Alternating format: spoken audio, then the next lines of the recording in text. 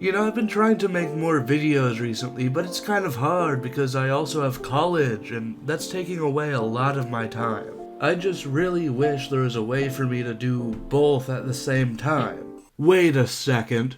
What if, okay, so hear me out here, what if, okay, what if, hear me out here, so what if, I could do both. That's it, of course! I'll do a topic that overlaps with both my college work and my video making. Wait a second, no one wants to watch that, that's a terrible...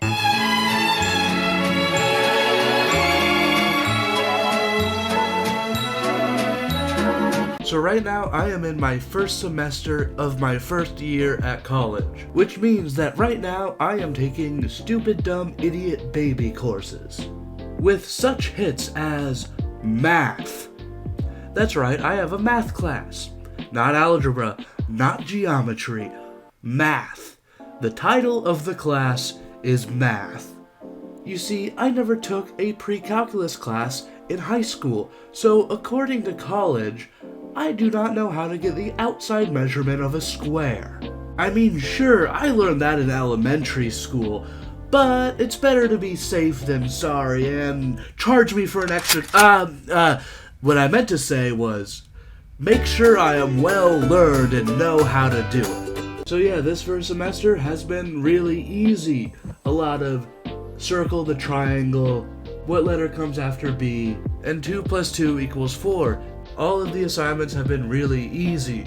Well, that was until the final project, where all of a sudden now I have to go find a whale and kill it with a spork. I have a final project for literally every class, even math. What is it, more math? Am I gonna have to do fractions? I'm so scared. But in the Computer Science 101 class I'm taking, I have a lot of options for my final project.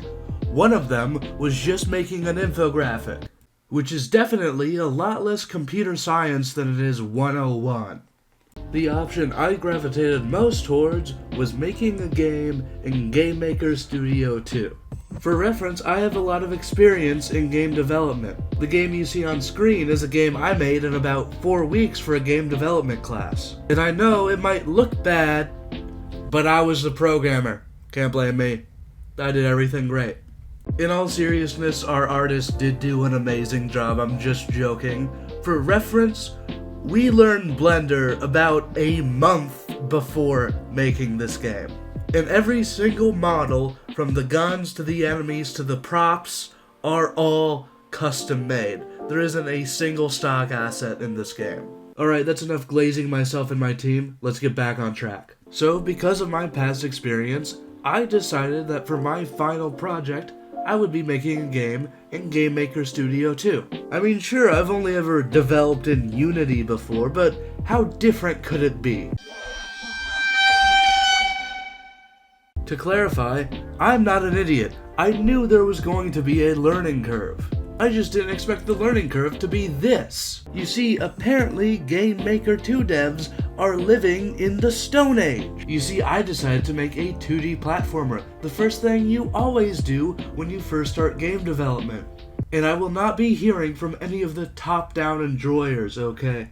Then, to my horror, I learned that Game Maker Studio 2 does not have built-in physics or even collision. To put this in a language non-complete nerds will understand, I confidently said yes to being able to bake a cake.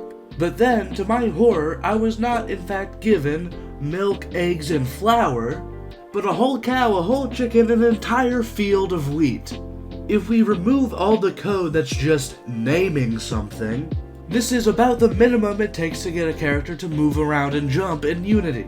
And then this is the minimum code required for Game Maker. Look, I understand not having a built-in physics engine. I really do. Most platformers that make it big usually just end up creating their own physics engine anyways. But no collision? I can't think of a single game that doesn't have some form of collision. Not even an Atari game. Here's that code I followed letter for letter in action.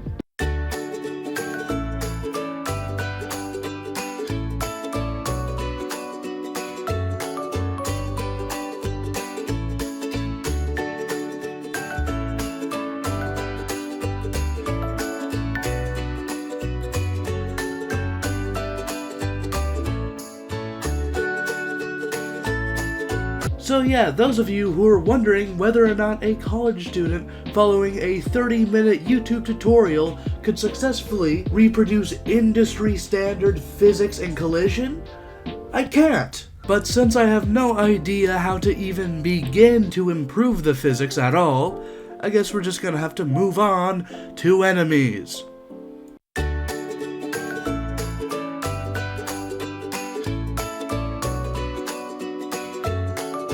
So yeah, funny, absolutely hilarious story here, but when I was originally making this video, the plan was to just show how the enemies are physically glitched. But after me literally doing nothing, the sprites seem to have also broken. How is that even possible? So, of course, I did the logical thing. I copy and pasted literally everything about the first enemy object onto a new enemy object.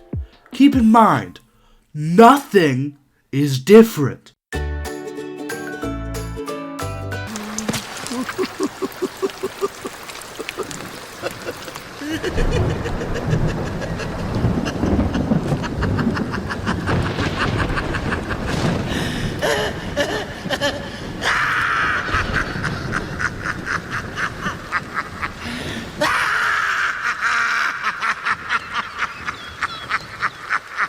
Well, saying it works is a bit of an overstatement. To be fair, it doesn't work, it's just as broken as it was before. A lot of the frustration I have with this project mainly stems from the weird pacing of the tutorial series. If you were to guess how much of this 39-minute video is dedicated to making the enemies move versus how much of it is dedicated to the cool death animation. 3 minutes is dedicated to making the enemies move.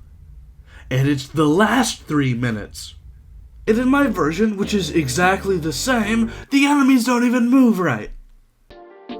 You see, they're supposed to switch directions when they encounter a wall, but because they get stuck in the ground, and the ground is also a wall, they are just constantly flipping back and forth rapidly.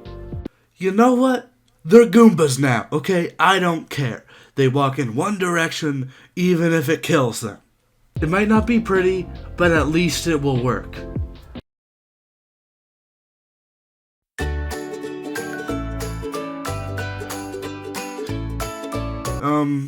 So yeah, long story short, my game doesn't have enemies. From now on, we are an environmental hazard platformer, so get out your spikes, get out your saw blades, get out your lava. So yeah, the tutorial series open right here, and in order to add environmental hazards, you know, I need to learn how to do damage, so you need to do the part where it's doing damage. For whatever reason, the enemy tutorial doesn't actually have the part where they do damage. They don't do damage to the player yet. So, you know, I'm just gonna flip through the tutorials until I find the one for damage, and I'm just gonna, you know, listen to that one. Shouldn't be too hard.